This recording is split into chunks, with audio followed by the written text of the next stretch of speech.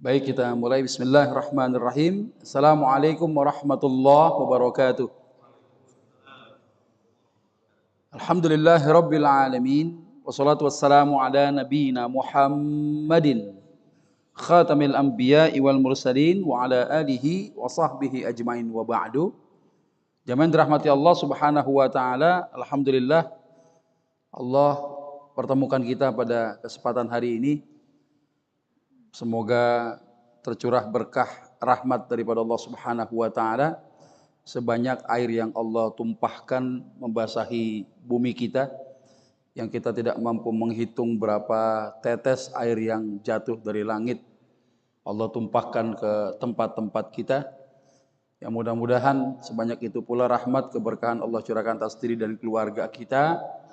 Dan saya mohon maaf karena kondisinya hujan, tapi insya Allah tidak mengurangi semangat kita untuk terus mau belajar, menggali, mengkaji apa-apa yang pernah disampaikan lewat tangan-tangan para ulama kita, yang mudah-mudahan ilmu itu sampai kepada Rasulullah Sallallahu Alaihi Wasallam insya Allah. Baik, tema kita hari ini, enggak semua ahli waris dapat warisan, ya. Ini mungkin asing terdengar di telinga kita ini. Apa mungkin ada ahli waris yang enggak dapat warisan, gitu ya? Nah, pada kesempatan hari ini bagaimana ulama menyebutkan mati ini. Antum cabut tadi mati ini.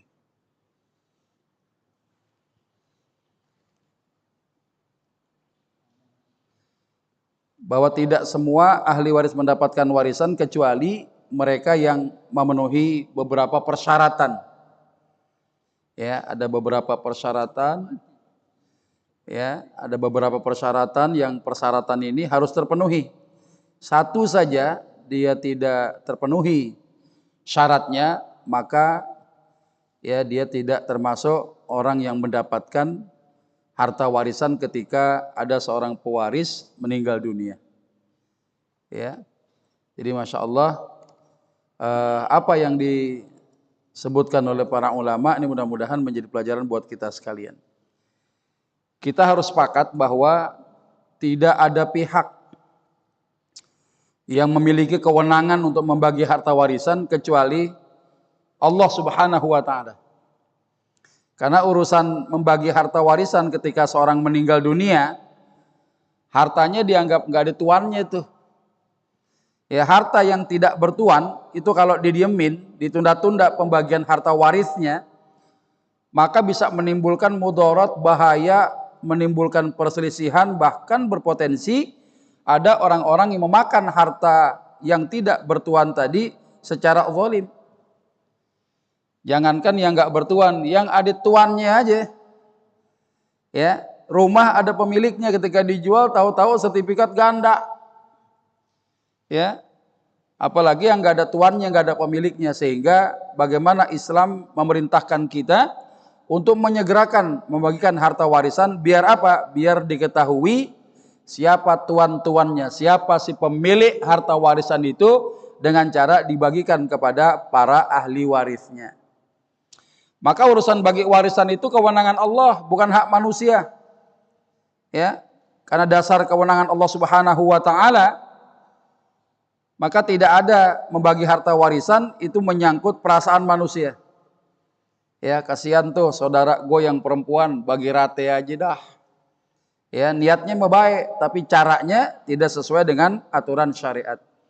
Karena amalan yang terima di hadapan Allah Subhanahu wa taala tidak hanya niatnya baik doang, tapi caranya untuk mendapatkannya cara-cara yang halal, cara yang sesuai dengan aturan syariat Allah dan Rasulnya Muhammad sallallahu alaihi wasallam. Ya, karenanya Rasulullah SAW beliau di dalam satu hadis bersabda, qala Rasulullah sallallahu alaihi wasallam, innallaha qad a'ta kulladzi haqqin haqqah. Sesungguhnya Allah Subhanahu wa taala telah memberikan kepada semua pihak masing-masing itu ada haknya gitu. Ya, ini artinya apa? Berarti kewenangan membagikan harta warisan itu ada di sisi Allah Subhanahu wa taala. Makanya nggak boleh cawi-cawi, ya, nggak boleh semau udel kita sendiri bagi warisan itu. Ya, atas dasar kebaikan kita bagi. Yang penting sepakat aja Ustadz, yang penting pada ridho gitu ya. Ini kadangkala orang salah kaprah ya. Bahwasannya bagaimana mungkin kita membagi harta warisan yang belum kita secara sempurna menerimanya sebagai pemegang hak kepemilikan harta-harta warisan yang Allah berikan itu. Ya bagaimana mungkin bisa memberikan harta yang belum menjadi miliknya. Ini kadangkala ya diterima aja belum, udah deh bagi rata aja, yang penting pada ridho aja dah gitu ya. Padahal ada kaidah ya yang menyebutkan bahwa tidak selamanya yang namanya kesepakatan itu bisa lantas ya, membolehkan apapun ya. Orang berzina juga sepakat, tapi apakah kesepakatan orang berzina berdua gak ada paksaan gitu? Apakah kemudian zina menjadi halal? Gak ada, tetap aja haram gitu ya. Maka urusan membagi harta warisan itu kesepakatan hanya untuk menegakkan hukum Allah Subhanahu wa taala. Para ahli waris bersepakat, bermusyawarah bahwasannya mereka mau tunduk di bawah aturan Allah dan petunjuk Rasulullah sallallahu alaihi wasallam. Ini penting sekali. Ya. Nah, di dalam Quran surat Al-Ahzab ayat 36. Ini satu fenomena yang seringkali terjadi banyak di antara kita kaum muslimin di Indonesia. Ini kadang-kala memilih hukum-hukum yang ternyata merasa bahwa hukum-hukum selain daripada hukum Allah itu bisa menyelesaikan perkara mereka. Mereka seringkali memilih ya hukum-hukum untuk menyenangkan, mengenyangkan urusan nafsu syahwat duniawi terhadap harta itu. Ya, kita tahu bahwa di dalam Islam tidak mengenal harta gonogini. Harta gonogini yang disebabkan karena adanya pernikahan itu nggak dikenal dalam Islam. Hatta di BW yang namanya KUH Perdata disebutkan tentang harta bersama pasutri. Ketika ada seorang laki-laki menikahi seorang wanita, tidak dibedakan mana harta bawaan, mana harta perolehan pernikahan. Itu di perdata. Ya, ketika antum nikahin wanita, hartanya dimix, nyampur. Jadi milik berdua. Ya, makanya kalau ada jomblo miskin nikahin janda kaya gitu. Ya, menang banyak dia gitu kan. Kenapa menang banyak? Ketika nikah bandeknya nyampur. Ini kata KUH Perdata. Kata Undang-Undang Perkawinan nomor 1 tahun 74 pasal 35 itu masih membedakan antara mana harta bawaan, mana harta perolehan. Yang diperoleh harta lewat pernikahan itu yang dibagi disebut harta gonogini katanya. Yang bawaan gak boleh dibagi dua. Ya. Kemudian KHI kompilasi hukum Islam ujuk-ujuk ikut latah. Ketika ada pasutri salah satunya meninggal dunia, maka yang hidup menjadi pemilik. Ya, harta gonogini ini separohnya dulu dipisahin, yang separoh lagi baru dijadikan harta warisan. Padahal dalam syariat yang namanya harta gonogini tadi disebabkan karena pernikahan itu enggak dikenal. Apa bukti dalilnya? Quran Nisa ayat 32. Lirrijali nasibum mimma iktasabu walin nisa'i nasibum mimma iktasabna. Ya, laki-laki kalau dia punya usaha, dia punya gawean, dia punya kerjaan, gajinya punya dia. Antum kerja nih, ada gaji, itu bukan punya bini semua, kecuali apa yang antum nafkahkan kepada bini antum itu. Wanita juga begitu. Ya, misalnya ada bini yang nggak kerja, bini saya nggak kerja Ustadz, tapi dia dagang online, ya. Dagang online, dagang apaan? Dagang combrok rasa kuntilanak katanya. Kenapa kok rasa kuntilanak? Pedes kira-kira. Ya, kalau orang gigit nyengir, mirip kuntilanak katanya nyengir-nyengirnya. Ya, akhirnya viral itu combro, laku banyak, laris, banyak duitnya. Hasil usaha bini itu. Dagang online, ya duitnya punya dia. Maka dalam Islam itu harta suami milik suami, harta istri milik istri, kecuali apa yang suami nafkahkan kepada istrinya. Ini penting ya. Nah, ketika mau bagi-bagi warisan, merasa istri cuma dapat 1/8 kalau suami meninggal punya anak. Ya, padahal yang ngurusin suami kalau sakit bini. Saudari kadang boro-boro bantu nengokin juga kagak, ya, ngerasa kurang dapat 1/8 bagian. Akhirnya dipakai hukum positif tadi. Ya, hukum negara dipakai. Buat apa? Biar dapat bagian yang banyak, biar menang banyak katanya bininya. Ini masalah apa kata Al-Quran, bagaimana Allah Subhanahu wa taala berfirman, A'udzubillahi minasyaitonir rajim. Wa ma kana lil mu'minin wala mu'minah. Enggak ada pantas-pantasnya tuh. Ya, orang laki, orang perempuan yang aku beriman kepada Allah, idza qadallahu wa rasuluhu amran, tatkala Allah dan Rasulnya telah menetapkan satu perkara dengan hukum-hukumnya tentunya, ayyakuna lahumul khiyarah min amrihim, tapi mereka memilih hukum-hukum selain daripada hukum Allah untuk menyelesaikan urusan mereka. Coba itu. Ya. Kalau nguntungin hukum syariat dipakai, kalau ngerugiin dibuang, pakai hukum yang lain. Ya. Wa may ya'sillaha wa rasulah, siapa yang durhaka kepada Allah dan Rasulnya, faqad dhalla dhalalam mubina, maka orang itu ada dalam kesesatan dan nyata kesesatannya. Ya, makanya urusan kewenangan membagikan harta warisan itu adalah kewenangan Allah. Bagaimana para ulama, saya menukil salah satu apa yang disebut di dalam kitab ya mazhabnya ulama Syafi'iyah, ya bahwasannya peraturan waris ini nizamul mirath, nizamul syar'iyyin tsabitin bi nususil kitabi was sunnah wa ijma'il ummah. Yang namanya peraturan hukum waris itu peraturan yang ditetapkan dalam Al-Qur'an, ya, dalam haditsun nabawi, termasuk menjadi ijma'nya kaum muslimin. Nah, kedudukan ilmu waris ini seperti apa? Kedudukan salat, waz zakah, wal muamalat, wal hudud. Ya, masalahnya sama dengan masalah salat, zakat, muamalah, termasuk juga aturan-aturan Allah yang lain. Ya, artinya gini, ketika antum mengerjakan salat subuh 2 rakaat, bisa nggak kita robah jadi 4 rakaat? Ya, alasannya kenapa? Biar pahalanya banyakan. Sekarang udah 4.12 bos ya, subuh ya, 4.12. Baru aja merem tiba-tiba melek gitu kan. Susah-susah bangun sholatnya cuma 2 rakaat. Kurang nih, bikin 4 rakaat. Ya nggak bisa. Sama dengan waris juga. Bagian 1/8 buat siapa, yang 1/4 buat siapa, 1/6, 1/3, setengah, 2/3. Ya, itu buat siapa itu? Nggak bisa dirubah sudah. Sama kedudukannya. Yajibu tatbiquhu wal amalu bih. Itu termasuk apa? Termasuk yang wajib diterapkan, wajib pula untuk diamalkan. Wala yajuz taghyiruh, enggak boleh dirubah-rubah. Wal khuruj alaih, enggak boleh juga keluar daripada hukum waris Islam. Tuh ulama udah bilang begitu. Ya, jangan dirubah-rubah tuh. Hukum waris itu tuh kewenangan Allah Subhanahu wa taala, ya. Nah, kita akan masuk nih ketika seorang wafat, ya, meninggalkan harta, kemudian dia punya ahli waris. Ternyata nggak semua ahli warisnya si mayit ini bisa ngedapetin warisan, kecuali mereka yang memenuhi beberapa persyaratan. Apa sih syarat ahli waris? Pertama adalah dia terdaftar. Terdaftar dari sisi syariat. Bagaimana sebab-sebab itu muncul yang menimbulkan konsekuensi fikih bahwa si fulan dengan si fulana atau fulan dengan fulan ternyata ada hubungan sebab saling mewarisi.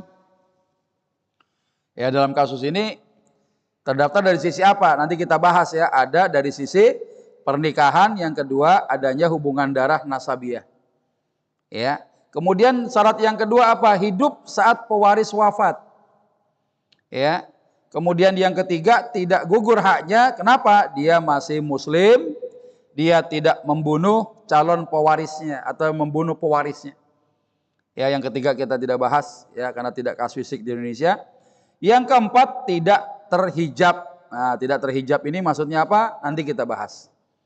Baik ya, syarat ahli waris yang pertama adalah terdaftar secara syariat. Pertama, ahli waris jalur pernikahan, ya musyawarah ini. Yang dimana pernikahan ini, pernikahan yang dianggap sah adalah yang terpenuhi syarat dan rukunnya dalam Islam. Walaupun pernikahan itu enggak tercatat ya oleh negara, ya nikah siri.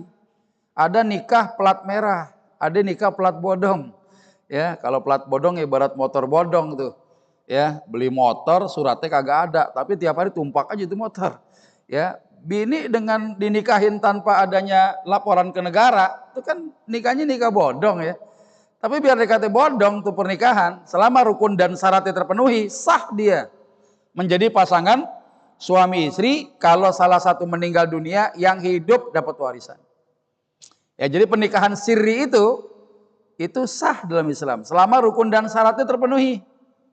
Anak-anak hasil pernikahan sirri dapat dia punya hak waris juga, yang mewarisi harta daripada ayah atau harta ibunya. Ya, ini bicara pernikahan sirri itu. Cuma kalau kita mengacu kepada hukum positif, pengadilan itu nggak akan mengakui pernikahan sirri. Ya, antum berbini lebih daripada satu, ya. Yang kedua, yang bini muda dinikahin sirri. Kesian. Bener, kalau antum meninggal dunia, ini urusannya gimana nih? Itu nanti bisa-bisa anak dari bini tua antum itu akan nuntut kepada pengadilan untuk apa? Untuk mengubah atau meminta pengadilan agar tidak mengakui pernikahannya. Coba itu. Karena nggak ada suratnya. Ya, kalau nggak ada suratnya, ya tidak difasilitasi oleh negara. Ya, nikah siri ini akhirnya nggak dianggap dapat harta warisan. Kan kacau. Keluarga yang kita tinggalin ngikutin tuh aturan positif tadi. Ya mak tiri mah kagak dapat dari bandek bapak saya. Kenapa emang? Nah, surat nikahnya kagak ada gitu. Ya padahal secara syariat dia tetap dapat. Ya. Nah, dasarnya apa? Surat An-Nisa ayat 12, ya. Walakum nisfu ma taraka azwajukum illam yakul lahunna walad. Bagian suami dapat setengah. Dari mana? Kalau antum punya bini meninggal, gak ada anaknya. Setengah tuh antum. Ya, suami dapat seperempat. Kalau bini meninggal dunia tinggalkan harta, dia punya anak. Jadi urusan punya anak atau tidak kepada si mayit, bukan yang hidup. Karena ada sebagian pemahaman, ya terutama orang-orang Jawa Barat ya, Cianjur ke sono gitu. Itu punya anggapan gini, kalau ada bini yang menikah ya, dia punya suami, itu bini nggak ada anaknya. Ya, pernikahannya nggak menghasilkan anak, suaminya meninggal. Itu ada pemahaman bahwa si istri yang nggak menghasilkan anak nggak dapat warisan. Keblinger itu pemahaman kayak begitu. Ya, jadi urusannya anak itu nggak pengaruh.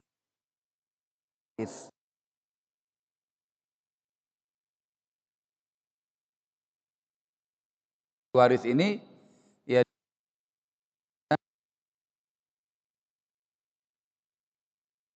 gantung kepada punya apa enggak, bisa berkurang.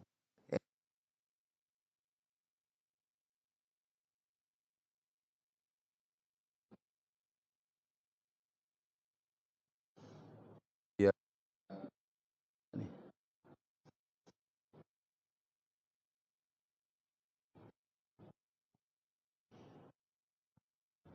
aneh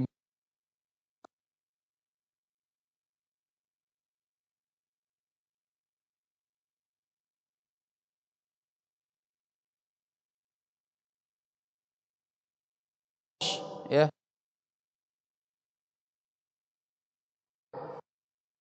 Mau disiangin bininya, mau disiangin. Apa namanya? Dijima, ya, didukul. Tapi belum apa-apa baru dicolek mati bininya. Ya. Baru dicolek sama lakinya mati malam pertama. Belum dijima, ya, ketika bininya meninggal dunia dengan adanya akdun nikah walaupun belum terjadi dukhul. Dukhul ini maknanya apa? Kayak antum bawa bola digocek-gocek, nggak cuma sekedar digocek doang, ditendang masuk gawang. Nah, itu namanya dukhul. Ya. Ini ada bola cuma digocek-gocek doang, kipernya mati. Ya, bininya meninggal. Kalau punya harta istrinya, suaminya dapat warisan walaupun belum dijima. Coba itu. Ya, ini kalangan mazhab Syafi'iyah ya menyatakan itu.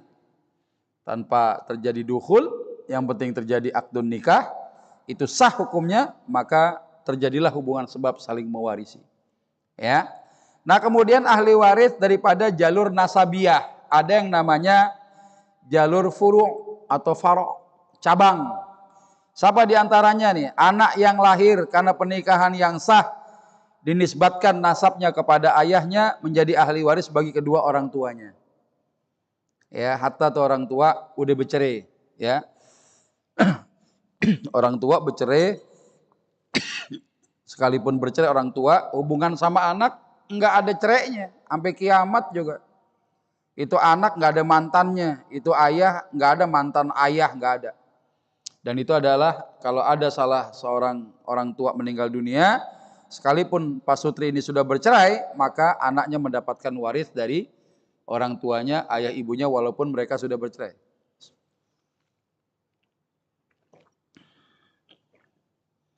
Ya. Nah, kemudian anak yang terlahir karena perzinaan, tidak ada anak haram. Yang haram itu perbuatannya si orang tua itu. Dia berzina. Anak yang lahir, ya dia mendapatkan nisbah nasab ibunya, namanya anak jaddah. Anak jaddah itu anak maknya. Dalam Quran tuh disebut siapa? Isa bin Maryam. Jadi yang namanya anak jaddah tuh konotasinya nggak selalu negatif. Ya, itu anak yang memang yang nggak ada nasab daripada bapaknya. Termasuk anak zina, ya, ke bapak biologisnya bukan bapak nasabnya. Sehingga dia mendapatkan waris ya dari ibunya saja, termasuk saudara yang seibu saja. Ya. Nah, dasarnya apa? Anak dapat warisan. Surat An-Nisa ayat 11. Antum bisa cek sendirilah.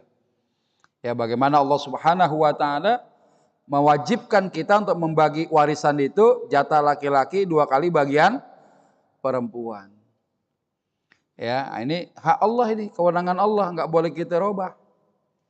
Ya, nggak boleh kita bikin bagi rata aja deh, yang penting pada ridha gitu, nggak bisa. Ya, kalau bicaranya itu adalah ranah hukum waris. Ya. Nah, siapa saja diantaranya anak laki, anak perempuan, cucu laki dan cucu perempuan dari anak laki-laki. Ya, cucu dari anak perempuan bukan ahli waris kita. Ya, cucu dari anak perempuan bukan ahli waris kita. Dia mendapatkan warisan ngikutin bapaknya, keluarga suami, tidak dengan keluarga ibunya. Ya. Nah, kemudian jalur nasab yang disebut dengan jalur usul, ya, jalur pokok. Siapa diantaranya? Ayah, ibu, nenek dari jalur ayah, nenek dari jalur ibu, termasuk kakek dari ayah. Kakek dari jalur ibu, sekalipun sayangnya sama kita sebagai cucu, waktu kecil digendong-gendong, kemana-mana dibawa-bawa, ya, dari ayahnya ibu kita, ya, kakek dari ibu, ya. Tapi ternyata kakek dari ibu itu bukan ahli waris kita. Karena ternyata cucu dari anak perempuan bukan termasuk ahli waris. Ya. Nah, berikutnya mana dasar dalil yang menyatakan orang tua dapat warisan? Ya, surat An-Nisa ayat 11, ya. Di mana orang tua nih mendapatkan bagian waris, ya, ketika si mayit meninggal dunia, dia punya anak atau enggak punya anak, ya, itu bagiannya ditentukan dengan keberadaan keturunannya si mayit ini. Ya, kadang dapat 1/6, kadang dapat 1/3 buat ibunya, ya, sisanya untuk ayahnya. Jadi disebutkan An-Nisa ayat 11 menjadi dalil yang menjadi hujah bahwasannya orang tua pasti dapat warisan, ya. Kemudian jalur hawasi, jalur ukhuwah, ada saudara nih. Saudara laki perempuan sekandung, saudara laki perempuan seayah saja, saudara laki perempuan seibu saja, ya, anaknya saudara, keponakan laki-laki dari saudara laki-laki yang sekandung maupun yang seayah. Ya, saudaranya ayah siapa? Paman, hanya saudara laki-lakinya ayah yang menjadi ahli waris kita. Ya, sepupu tuh, sepupu ini anaknya paman. Ya, sepupu laki-laki saja, anaknya paman daripada jalur ayah, itu yang menjadi ahli waris kita. Ya, ini daripada hubungan kekerabatan, adanya hubungan nasabiah. Ya. Nah, ini syarat yang pertama, orang itu terdaftar. Ya. Orang terdaftar dari sisi pernikahan, dari sisi hubungan darah, gitu ya. Nah, kemudian yang berikutnya apa? Ini kalau kita lihat diagram ini pewaris ini yang meninggal dunia. Ya, yang wafat ini. Kemudian jalur ke bawah jalur farok namanya. Ya. Jalur ke atas jalur usul. Ini ada ayah, ada ibu. Ya, ada ibunya ayah, nenek. Ini neneknya siapa ini? neneknya si mayit ya, neneknya si pewaris. Tapi daripada jalur ayah, ada kakeknya si mayit dari jalur ayah. Termasuk nenek dari jalur ibu. Neneknya siapa? Neneknya si mayit, neneknya pewaris. Ya, saudaranya ayah paman, saudara laki-laki saja dari ayah menjadi ahli waris kita. Ya, kemudian jalur farok ya, jalur ke bawah ini ada jalur anak laki, anak perempuan. Ini keturunan daripada anak laki-laki. Kenapa anak perempuan tidak dimasukkan di sini keturunannya? Karena cucu dari anak perempuan bukan ahli waris kita. Ya. Nah, kemudian jalur yang sejajar dengan si mayit di jalur ukhuwah. Ada saudara sekandung, saudara seayah saja, sama saudara seibu saja. Apa bedanya, Pak? Tahu nggak? Yang sekandung dengan yang seayah, ya. Perbedaannya apa dengan saudara yang seibu dalam hal hak waris? Ada yang tahu nggak? Ini jarang-jarang nih. Kalau kita nggak belajar, kita nggak tahu. Apa bedanya dalam masalah hak?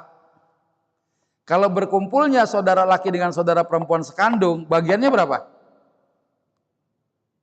Bagiannya berapa? 2:1. Ya. Sama tuh saudara laki perempuan seayah saja 2:1. Tapi saudara yang seibu, mau laki kek mau perempuan, kalau sendiri dapat 1/6, ya. Kalau ada lebih daripada 1, ada 2 atau lebih, dia dapat 1/3. Laki atau perempuan bagi rata itu. Saudara seibu tuh boleh dibagi rata, ya. Saudara seibu tuh boleh dibagi rata. Masya Allah nih. Ya, ini penting kita pahamin tuh. Ya, tentang kekhususan, ya.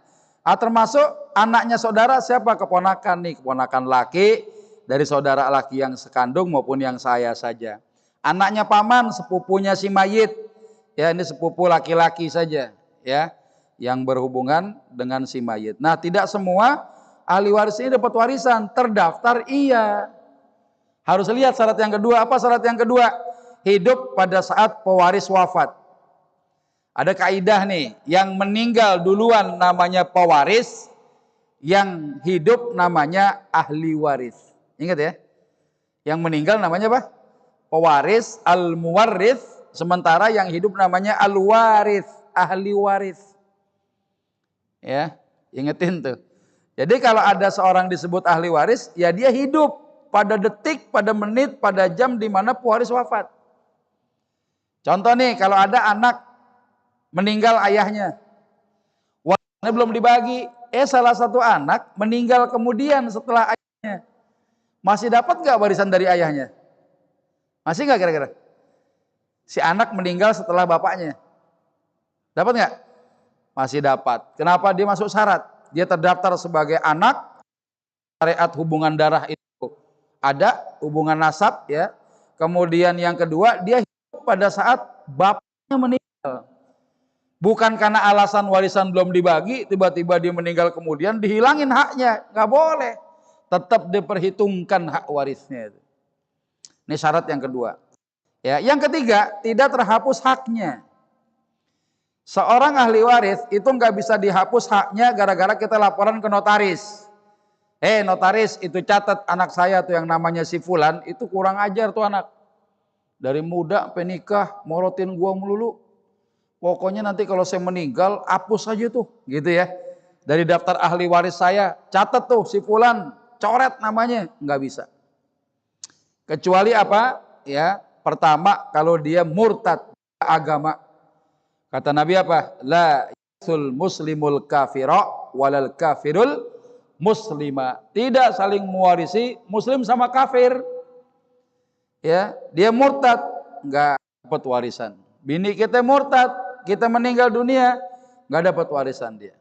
Ya. Yang kedua, itu akibat membunuh pewarisnya. Pembunuhan ada 3 macam. Ada qatlul amad, ya, pembunuhan sengaja. Orang itu emang niat ngebunuh, ya. Baik dengan tangannya sendiri maupun pakai tangan orang lain. Ada kasus kan, janda nikahin duda kaya, ya, dudanya duda duren sawit, duda keren sarang duit. Ya, nggak cuma duitnya, sarangnya, ya. Nah, ini apa namanya? Si istri ini punya utang bejibun, utangnya banyak. Berharap nanti kalau lakinya meninggal dapat warisan gede, tapi nggak mati-mati lakinya. Gimana caranya biar mati? Dia bayar orang, ya. Dia bayar orang, dia suruh tuh orang bayaran ngebunuh suaminya. Nah, akhirnya suaminya meninggal. Suaminya meninggal karena dibunuh orang bayaran itu, ya terbukti istri ini membunuh juga. Dia nggak dapat warisan tuh, karena dianggap telah membunuh pewarisnya. Yang kedua, syibhul amd, semi sengaja. Orang tuh nggak niat ngebunuh, cuma nyakitin doang. Ya, cuma nyakitin doang. Tapi menyebabkan orang tuh hilang nyawanya. Adik abang berantem, adiknya megang besi, si abang bingung, gue pakai apaan nih buat nangkis tuh batang besi, adik gue ngamuk-ngamuk, ya. Dikejar-kejar tuh sama adiknya, si abang lari, mampir ke masjid silaturahim. Ya, mampir ada apa ya? Ada sendal wakaf. Ya, sebelah. Diambil tuh sendal, dipakai buat senjata. Ngadepin adiknya pegang besi, tiba-tiba ditampar adiknya pakai sendal sebelah. Mati, Pak. Sendal wakaf tuh hati-hati tuh. Ya buat aja mati, ya. Ditabok mati adiknya, ya.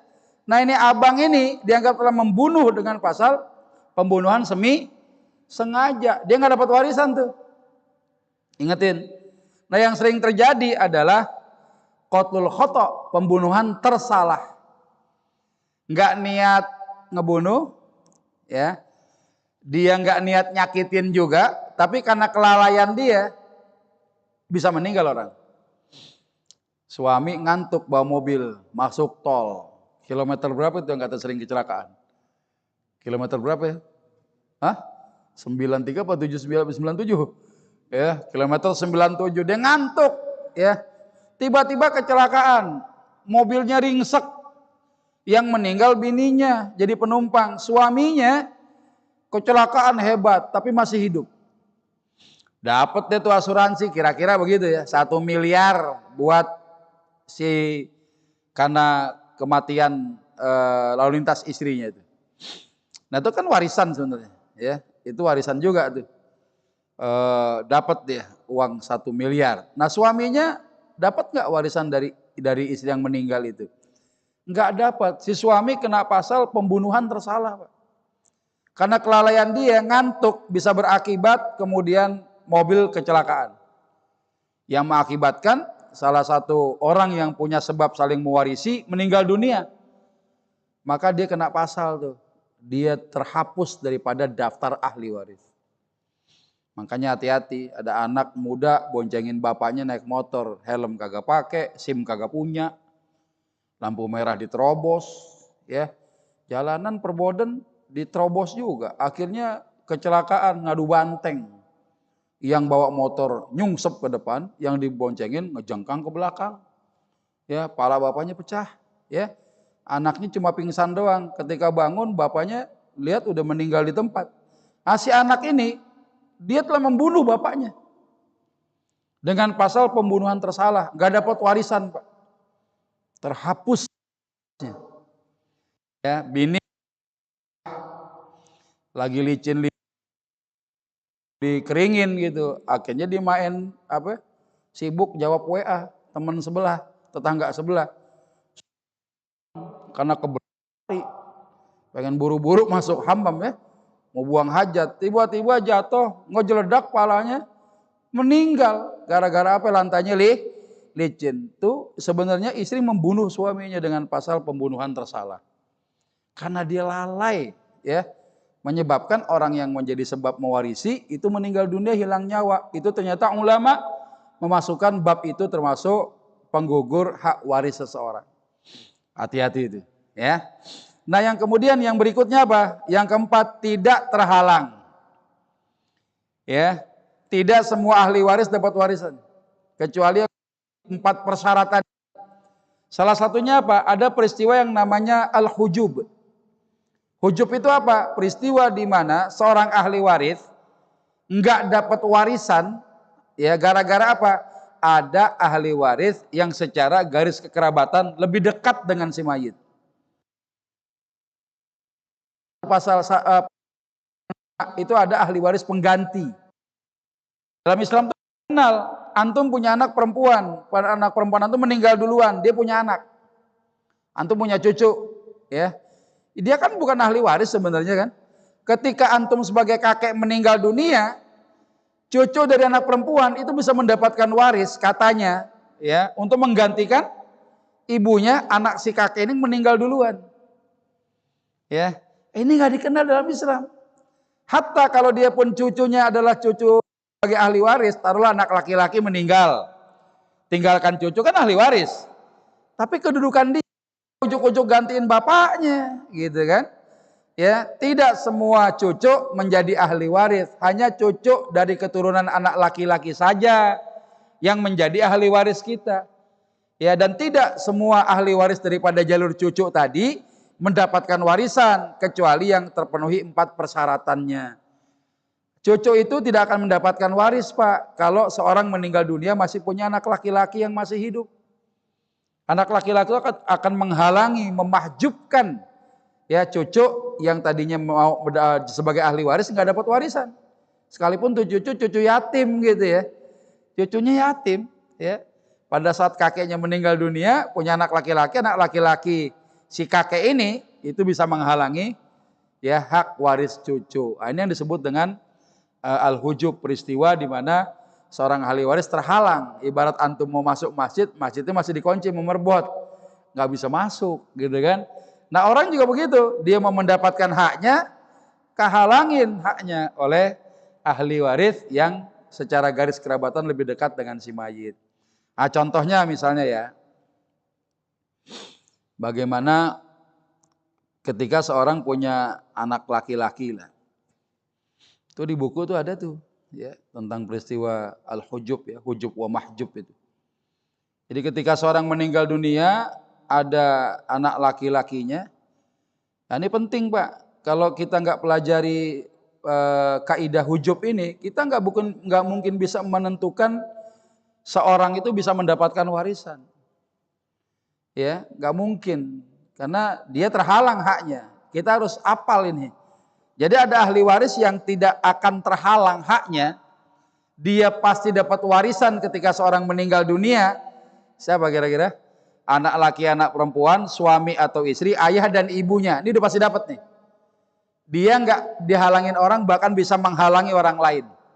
Tapi kalau dari jalur pernikahan, nggak halangin, nggak menghalangi, Pak. Jadi antum punya bini lebih dari satu gitu, itu tidak menghalangi hak waris yang lain. Kan bininya banyak gitu, nggak bisa, nggak akan ngaruh dia. Dia tetap dapat, tidak dihalangi, tidak menghalangi. Ya. Nah, kemudian terkait dengan ahli waris yang terhalang ini siapa? Contoh ya, seorang meninggal dunia punya anak laki-laki. Seorang meninggal dunia punya anak laki-laki. Nah, anak laki-laki ini akan menghalangi siapa? Akan menghalangi yang pertama adalah jalur saudara. Saudaranya si mayit nggak dapat. Ya. Kemudian keponakan terhalang, paman terhalang, sepupu nggak dapat, cucu nggak dapat bagian. Itu anak laki-laki tuh Pak, juara Pak. Antum kalau nggak punya anak laki-laki, siap-siap saudara bisa dapat bagian. Gimana? Ya, jadi kalau misalnya anak laki-laki nggak ada gitu, ya, anak laki-laki seorang punya anak laki-laki nggak ada dia, yang ada anak perempuan doang. Maka anak perempuan itu tidak menghalangi jalur saudara yang sekandung maupun yang seayah. Ya, itu bisa dapat tuh Pak, saudara, bagian warisnya. Tapi ketika ada anak laki-laki, ya, anak laki-lakinya si mayit gitu ya, masih kecil aja, walaupun dari bini yang lain gitu kan, masih kecil tuh anak, masih bayi, laki-laki, dia menghalangi banyak orang. Saudara si mayit nggak dapat, keponakan kagak dapat, pamannya terhalang, sepupunya si mayit kagak dapat, cucunya nggak dapat. Ini kalau kita lihat daftar sebanyak ini, anak laki-laki menghalangi banyak orang, ya. Atau kira-kira begitu Pak. tema kita hari ini tentang nggak semua ahli waris dapat warisan kecuali yang memenuhi 4 persyaratan. Ya, baik sampai di sini ada pertanyaan? Dipersilakan sebelum kita tutup. Tafadhal. Ya, silakan Ji.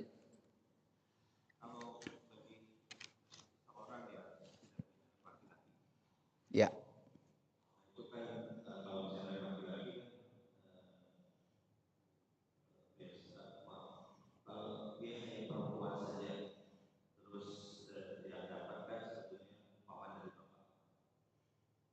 Dari si mayit, Pak. Iya. Mayit itu bisa laki, bisa perempuan.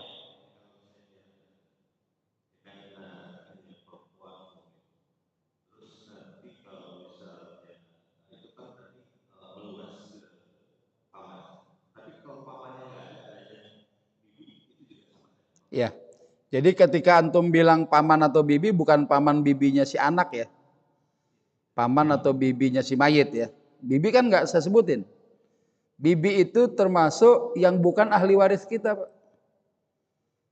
Jangan ngomong bibinya si ahli waris, bibinya si mayit. Kalau paman, pamannya si mayit, ya kakek, kakeknya si mayit. Jadi jangan menghubungkan ahli waris antar ahli waris, nggak bisa. Misalnya antum bilang bibi, ya bibinya siapa gitu. Bibinya si mayit kalau punya bibi, bibinya bukan ahli waris, gitu ya. Nah contoh kasus misalnya nih, Anda sih cuma menambahkan saja. Seorang meninggal dunia, kasus ya, punya istri 1, anak perempuannya ada 2, ya. Ayah ibunya si mayit udah kagak ada, ya, tapi dia punya saudara kandung, laki 1, perempuan 1, gitu kira-kira ya. Gimana tuh cara bagi warisnya? Nah, ini coba kita lihat. Sebentar ya. Bagaimana cara bagi warisnya? Gak perlu apa sih Pak, hitungnya gampang. Misalnya ya, pewarisnya berarti siapa? Yang meninggal dunia ya, suami berarti. Ahli warisnya siapa tadi? Istri. Ya, dapat berapa dia? 1/8. Ya. Terus 2 anak perempuan. Berapa? Berapa? Fa in kunna nisaan fauqasnataini falahunna thulutsa ma tarak. Thulutsa berapa tuh?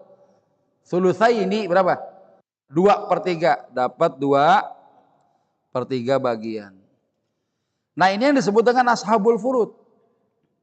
Istri ashabul furud, ahli waris yang dapatnya hak warisnya itu Allah tentukan dalam Al-Qur'an. Ya, kenapa 1/8? Karena suami meninggal punya anak. Anak perempuan yang tidak berdampingan dengan anak laki-laki, ashabul furud juga. Ya, dia dapat 2/3 karena jumlahnya lebih dari 2 atau lebih. Nah, bagaimana cara menghitung waris ini? Ini sisanya masih ada? Oh, masih ada sisanya. Makanya kita hitung. Cari bilangan untuk menentukan saham warisnya yang bisa dibagi 8 sama 3. Berapa, Pak? 18. 18 bagi 8 bisa? Bisa enggak tuh? 24 ya. 24 bagi 8 berapa ya? 3 kali 1? 3. 3/2, 4. Ini jatah bini ini. Jatah anak berapa? 24 bagi 3 berapa? 8. 8 kali 2? 16. 16/24. Nah, ashabul furud baru dapat berapa? 3 sama 16 berapa? 19. Hartanya 24. Sisanya berapa? Sisanya 5/24. Untuk siapa? Saudara saya. Situ saudaranya. Saudara laki dan saudara perempuan sebagai asabah ma'al ghair. Ya, karena dia berhadapan sama anak perempuan tuh. Ya.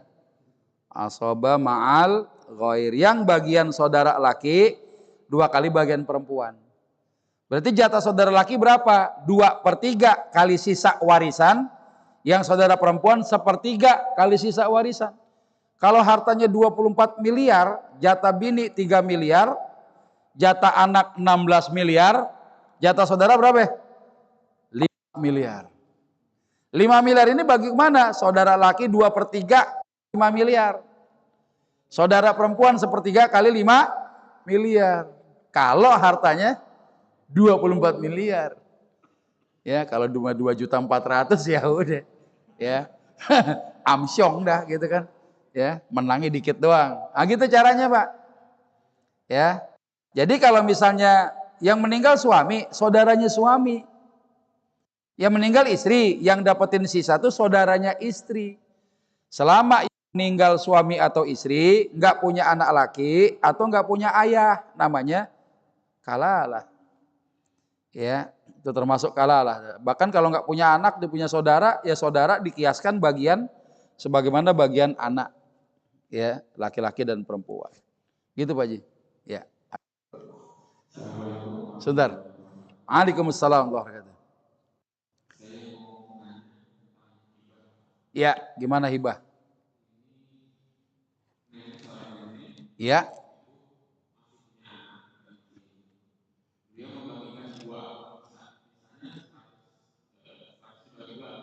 Ya. Hmm. Ya. Ya. Terus si cucu ini. Ya. Ya, ketika seorang menghibahkan dia punya harta, dia punya bande, ya. Ini ada hukum tersendiri, Pak. Ya. Apa bedanya waris, apa bedanya hibah, apa bedanya wasiat. Ya. Kalau hibah itu seorang punya harta ngasih kepada pihak lain. Ya, entah itu ahli waris atau orang yang bukan ahli warisnya, bebas. Ya. Nah, diberikannya pada saat yang punya harta masih hidup. Masih sehat, Pak. Itu nenek masih sehat. Ya kalau diajak lari ke Senayan 12 putaran masih sanggup tuh nenek. Kuat gitu kan. Nenek super gitu ya. Pokoknya dia sehat. Punya harta kira-kira tadi antum bilang 100 lah. Angkanya begitu. 50 dikasih anaknya, 50 lagi dikasih kepada cucunya. Gitu kan. Itu bagaimana? Boleh nggak? Boleh banget. Satu. Tapi dengan catatan apa? Anaknya ada berapa? Kalau anaknya lebih dari satu, yang dikasih cuma satu doang, hukumnya makruh. Kagak adil tuh nenek-nenek. Ya, anaknya ada berapa? Kalau cuma satu doang ya nggak apa-apa. Tapi kalau ada 2, 3 yang dikasih cuma satu doang, hukumnya makruh hibahnya. Tapi sah, hibahnya sah. Satu saja. Cucunya 5. Nah, berarti keadilan sama cucu nih. Kenapa cuma dikasih satu doang cucu? Gitu. Ya, nah ini termasuk makruh hukumnya. Si nenek ini nggak disuka oleh Allah. Dalam hal pemberian tidak adil dia. Ya, cucunya 5 yang dikasih cuma satu doang, muntang-muntang dirawat gitu kan. Ya, dirawat dari kecil sampai gede misalnya kayak begitu. Nah, ini hati-hati. Kenapa? Karena nanti kemakruhan itu akan membuahkan perselisihan ketika si nenek meninggal dunia. Makanya kurang disuka ya membagi begitu. Nah dulu itu di masa Nabi ada sahabat yang dapat hibah namanya Nu'man bin Bashir. Nu'man punya ayah namanya siapa? Ya Bashir, wah bapaknya Bashir. Nu'man bin Bashir kan ya. Bashir itu ngasih hadiah hibah kepada Nu'man. Bininya Pak Bashir itu bilang, "Bang, aku mah nggak rela kalau abang ngasih mau buat Nu'man doang. Anak kita ini nggak cuma Nu'man doang. Minta sama Rasulullah deh supaya Rasulullah jadi saksinya." Datanglah Bashir menghadap Rasulullah, diceritakan hadza wa kadza begini. Ya, apa kata Nabi? Nabi tanya, "Anakmu berapa?" "Lebih dari satu ya Rasulullah." Ada nggak yang mendapatkan hibah itu selain Nu'man? Enggak, cuma dia doang, katanya Bashir. Apa kata Nabi? Fattaqullah, takutlah kamu kepada Allah, wa'dilu baina auladikum. Berlaku adillah kamu kepada anak-anakmu. Emang kamu nggak suka kalau tuh anak pada berbakti semua sama kamu? Ya suka ya Rasulullah. Ya bala, saya pengen anak saya berbakti semua. Ya kalau gitu jangan nggak adil sama anak. Akhirnya beliau pulang ngambil kembali hibah yang diberikannya kepada Nu'man, dibatalin. Nah ini termasuk adanya hadis ya, bahwa tidak halal seorang yang menghibahkan, memberikan satu pemberian kepada orang lain, summa yarji'a fiha, yang kemudian dia menarik kembali pemberiannya. Yaitu kata Nabi ya, al-aid fi hibati, orang yang suka menarik pemberiannya itu daripada kepada orang lain, itu bagaikan apa? Orang yang menelan muntahnya sendiri. Dia udah muntah nih, muntahnya dimakan lagi, kayak begitu tuh modelnya. Kecuali apa? Kecuali hibahnya orang tua kepada anak, Pak. Jadi ketika antum punya rumah 5, anak 5, kasih rumah boleh nggak? Satu-satu boleh nggak? Boleh, tapi itu anak diedukasi dulu. Lu jangan pada GR lo, babe ngasih lo rumah nih. Lu jangan bikin hati gua gedek. Kalau lu bikin hati gua gedek, gua ambil lagi bisa. Bisa nggak? Bisa, walaupun sertifikatnya udah nama anak. Secara syariat bisa diambil, cuma ada anak yang durhaka sama orang tua. Ya, rumahnya diambil lagi, dia ngadu ke polisi. Pak polisi, bapak saya ngerampas rumah saya katanya. Mana buktinya? Ini sertifikat nama saya. Bapak saya main ngerebut aja. Akhirnya kejadian di TV kita tonton, nenek-nenek detue dilaporin anaknya, akhirnya masuk penjara. Padahal itu neneknya, emaknya dia itu yang ngasih rumah sama dia. Karena kesel sama anaknya, ya udah nikah, punya anak, ngurusin anak bininya aja, emaknya kagak diurusin.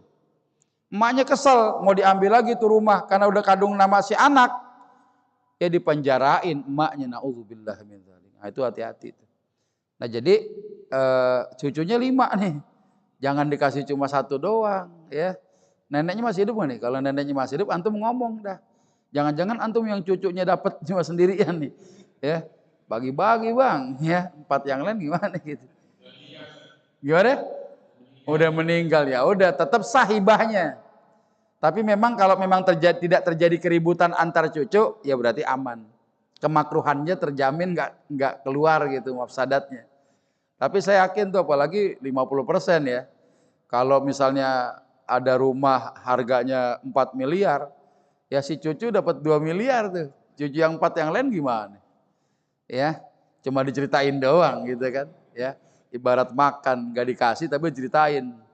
Ya enak banget tuh makanan, cerita doang ya. Kira-kira begitu, Pak. Ya, antum silakan.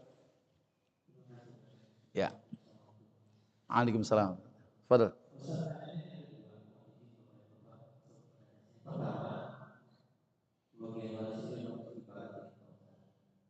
Kalau misalnya ada berbagai waris, saudara-saudara itu sepakat dibagikan. Itu Ya. karena saya sering mau menjelaskan, tapi kadang agak ragu ke kakak-kakak itu ya, yang ini terjadi di keluarga saya. Ya. Ternyata dampaknya juga sudah kelihatan. Kalau saya coba kan saya perlu menyampaikan. Yang kedua pertanyaannya, waris itu menurut saya ada juga waris seperti tanggung jawab. Waris saya tanggung jawab. Ini seandainya terjadi, kita punya saudara laki-laki yang anggaplah hidupnya susah gitu Ya. Suatu ketika dia meninggal, terus membuat wasiat, kamu nanti ikut sama paman kamu, wasiat. Nah, bagaimana hukumnya yang si pamannya itu misalnya ya, kamu hidup dengan paman kamu bersama? Ini kan jadi sebuah tanggung jawab. Nah, itu hukumnya bagaimana? Dan sebaiknya bagaimana baik yang menerima wasiat itu maupun juga yang apa namanya si yang dikasih wasiat itu. Ya. Ini kan si penerima ini saudara saya, ada kasus di saudara saya kan tentu istrinya itu juga berkenan seperti itu. Ya. Baik, bagi warisan boleh nggak sepakat? Boleh, tapi sepakatnya karena hukum Allah. Kalau sepakat bagi rata aja dah gitu ya. Yang penting mah gue rela dah. Kenapa ente bagi rata bang? Saya Ustadz punya saudara perempuan saya punya suami nggak gablek kerjaan, rumah ngontrak, anak banyak, bini tiga, ya susah amat gitu ya. Tapi ini bini tiga dulunya mah si suaminya mah bos gitu ya, karena udah nggak punya perusahaan lagi, ya udah miskin. Cuma ini bini masih cinta sama dia, makanya masih punya tiga bininya. Itu nggak bisa niat baik lantas menghalalkan apa yang Allah haramkan. Qala Rasulullah sallallahu alaihi wasallam, al-muslimuna ala syurutihim. Orang muslim ini boleh sepakat, kita naikkan kontrak tuh boleh, Pak. Ya kontrak kerja, kesepakatan dagang boleh, tapi ada takyid ya, ada batasannya. Ya, ada yang membatasi kesepakatan itu. Illa, nah lihat nih di layar. Illa syarton harrama halalan au ahalla haraman. Kecuali kesepakatan itu kesepakatan yang bagaimana? Yang mengharamkan apa yang Allah halalkan atau menghalalkan apa yang Allah haramkan. Bagi rata tuh haram, hukumnya nggak boleh. Kan Allah bagaimana menurunkan surat An-Nisa ayat 11. Yusikumullah. Nah, ya kan? Ya. Fi auladikum lidzakari mithlu hawlil unthayain. Allah wasiatkan kepada kalian, wajibkan kepada kalian. Maknanya secara hukum wasiat ini wajib. Dan bahkan kedudukan kata yusikumullah, para mufasir menyebutkan lebih tinggi ketimbang kata amarokum. Allah wajibkan bagi warisan kepada anak-anak kalian 1 jatah laki-laki, 2 kali bagian jatah perempuan. Wajib tuh bang. Berarti kalau sepakatnya bagi rata, nentang hukum Allah. Walaupun baik. Ya, gua mah biar dikata nyolong juga hasilnya buat anak yatim. Ya, kagak boleh. Ya, gua mah biar dikata korupsi juga 2,5% buat nyumbang masjid. Ya, nggak boleh begitu. Niat baik harus diiringi dengan cara yang baik, yang halal gitu, yang benar begitu. Nah jadi kalau sepakat tadi nggak boleh sepakat yang menentang hukum Allah. Lalu bagaimana kita, boleh nggak sih sebenarnya saya pengen bagi sama saudara? Boleh. Caranya bagaimana? Nggak ada syarat netepin hukum Allah begitu saja. Yuk pakai hukum Allah kita bagi-bagi. Antum kebagian nih sebagai laki-laki dapat 100 juta. Ya saudara antum dapat 50 juta yang perempuan. Suatu ketika bulan depan kita mau kunjungin saudara perempuan kita kasih dia. Nih gue punya jatah warisan banyak dari lu nih, gue kasih lu 10 juta dah. Ya, buat inilah hadiah dari gua nih. Itu cakep yang begitu. Ya, bagi warisan kewajiban ini buahnya surga, Pak. Coba itu. An-Nisa ayat 13. Bagi warisan di dunia dapat harta ziyadatul khair. Kalau kita mati ada surga, Pak. Si mayit dapat nggak? Dapat dong. Antum nyolatin jenazah, yang nyolatin mayit sendiri apa yang hidup? Yang hidup. Kalau jenazah nyolatin sendiri, waduh, bingung gitu ya. Berarti kan perbuatan orang yang hidup nyambung kepada yang meninggal dunia. Itu maksud saya. Anak-anaknya, anak-anak saleh dan salehah membagi warisan orang tua berdasarkan hukum Allah. Ya secara fadilah, ya kemaslahatannya terima si mayit apa? Harta halal dibagi warisan, putus Pak, nggak dihisap lagi di hadapan Allah ketika jatuh sebagai waris itu. Tapi kalau ada harta haram kemakan sama ahli warisnya, ini yang masih dihisap di hadapan Allah, keharaman itu. Makanya antum kita nih semua sebagai calon pewaris dan calon ahli waris, tergantung siapa yang meninggal duluan, kan gitu kan. Anggaplah kita camat lah, calon mati, kita harus pastikan bahwa harta yang kita wariskan kepada ahli waris kita 1000% kehalalannya, 1000%. Ya, itu akan memutuskan penghisapan Allah itu. Nah, kita enteng. Yang kedua, dicatatkan si mayit dapat surga gara-gara keluarganya ya menghitung waris itu pakai hukum Allah. Coba itu, kan ajib tuh. Ya, makanya nggak boleh bagi warisan berdasarkan aturan manusia. Ya, orang menghapus hak waris saja nggak boleh. Misal ya, saya pernah saya kasih contoh waktu ada pertemuan berapa tahun yang lalu ya. Ada bini gedek sama lakinya. Ya, dia kumpulin anaknya. Tong, emak mau pesen sama lu ya. Ngapa mak? Kalau emak mati, emak punya harta, punya bandek, jangan kasih membuat babe lu. Emang kenapa babe emak gedek? Gedeknya luar biasa. Ya, tasdidnya kuat banget itu. Kenapa emangnya gedek? Babe lu nikah lagi nggak bilang-bilang gue. Cael. Emang kalau dia nikah lagi babe emak redo? Udah bilang, ya nggak redo juga sih. Ya, akhirnya apa? Meninggal si istri, dapat nggak suaminya? Udah diwasiatin begitu. Jangan kasih babe lu emak gedek sama dia. Dapat nggak? Dapat warisannya.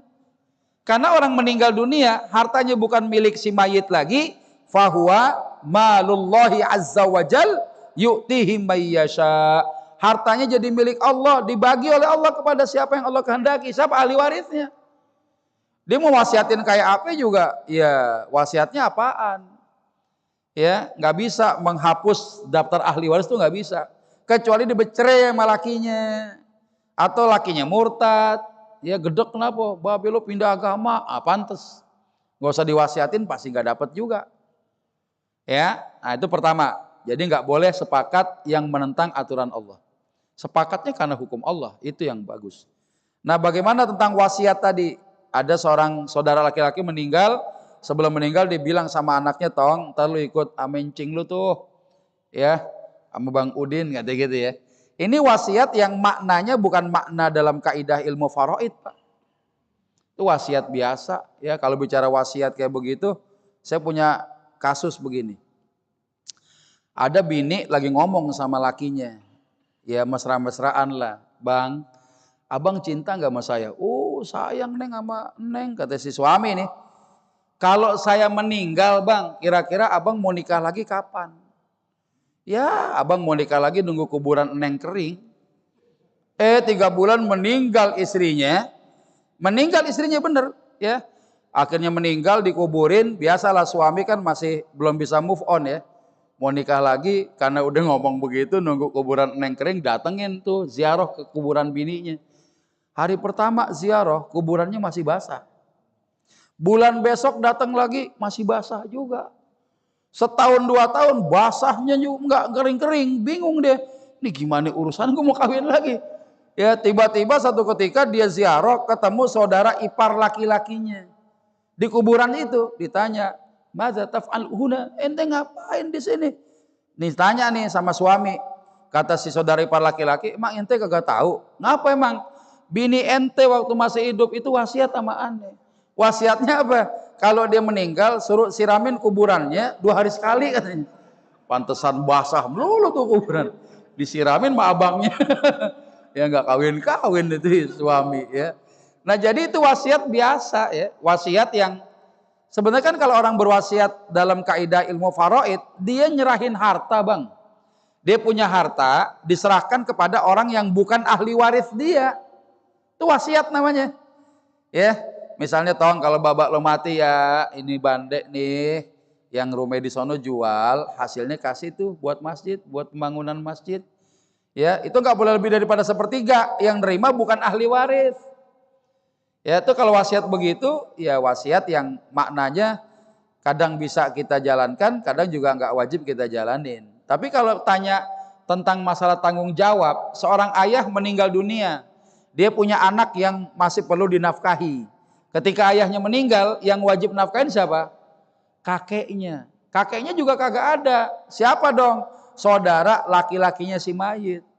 Jadi kalau dibilangin tong, ntar kalau babe lu mati, lo ikut sama Cing Udin, ya nggak usah diwasiatin, Cing Udin pasti harus menafkahi juga si yatim ini. Cuma kan berdasarkan kemampuan dia. Kenapa? Dia punya anak bini, ya. Sekarang ada seorang laki-laki nikah, dia punya kewajiban nafkah. Yang didahulukan nafkah orang tua apa nafkah anak bini? Coba. Pak Teddy misalnya punya bini nih, punya anak, ada orang tua masih ada, ya. Yang wajib antum nafkahin yang paling utama anak bini apa emak?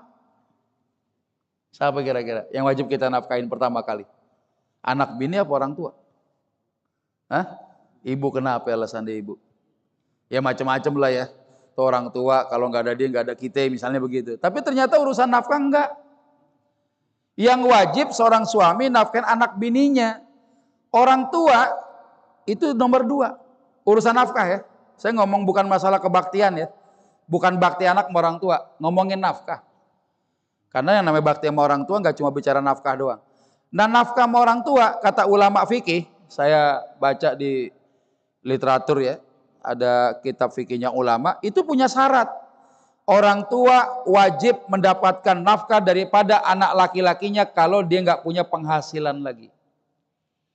Babe kita bang udah pensiun, pensiunnya cuma berapa duit tuh.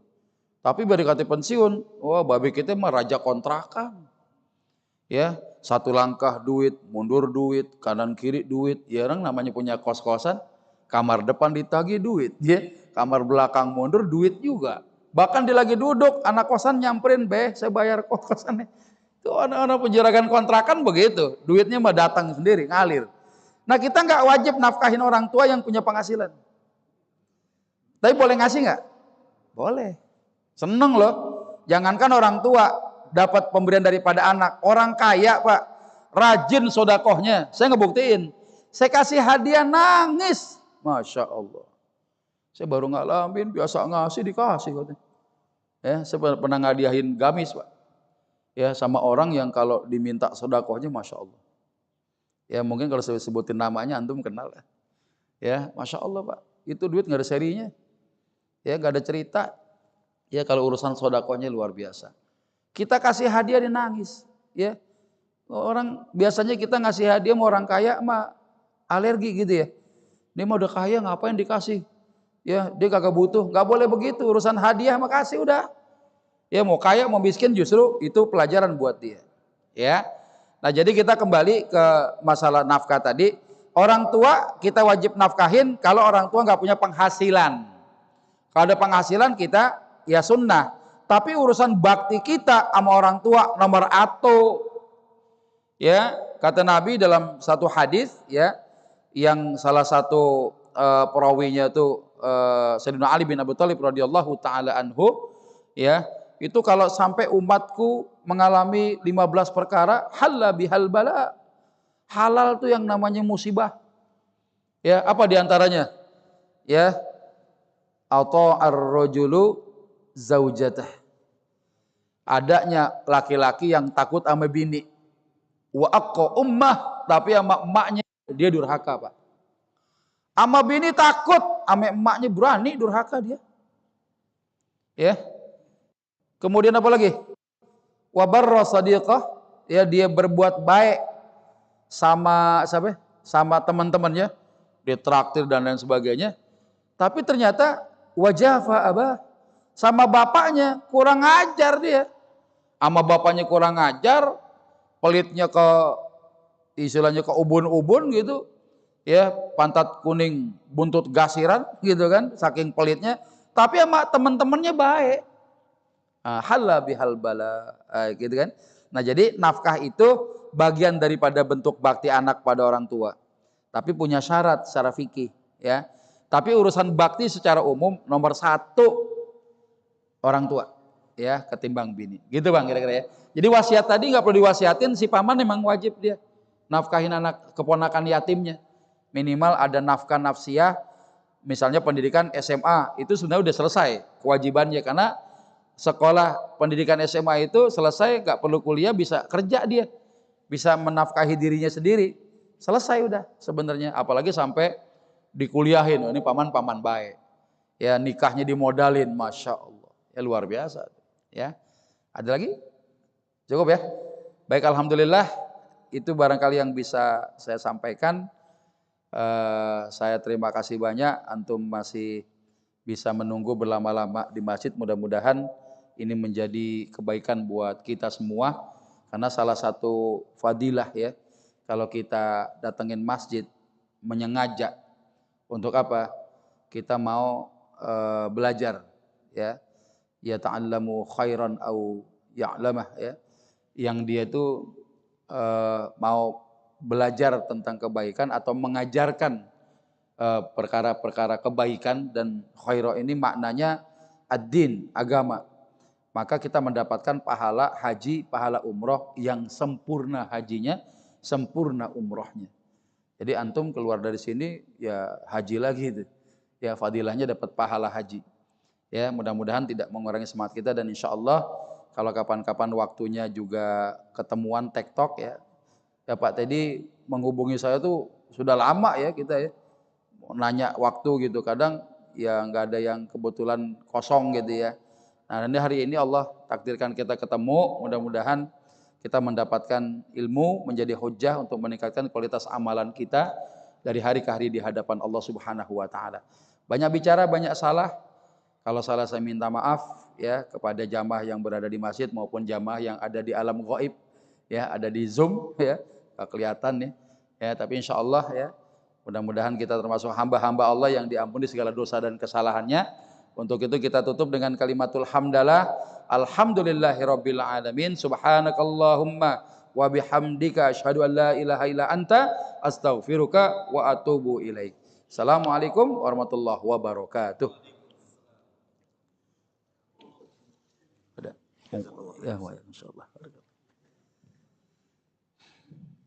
Bapak-bapak bagi yang sudah sholat zuhur, kami persilakan untuk makan sarapan. Insyaallah. Ya. Insyaallah.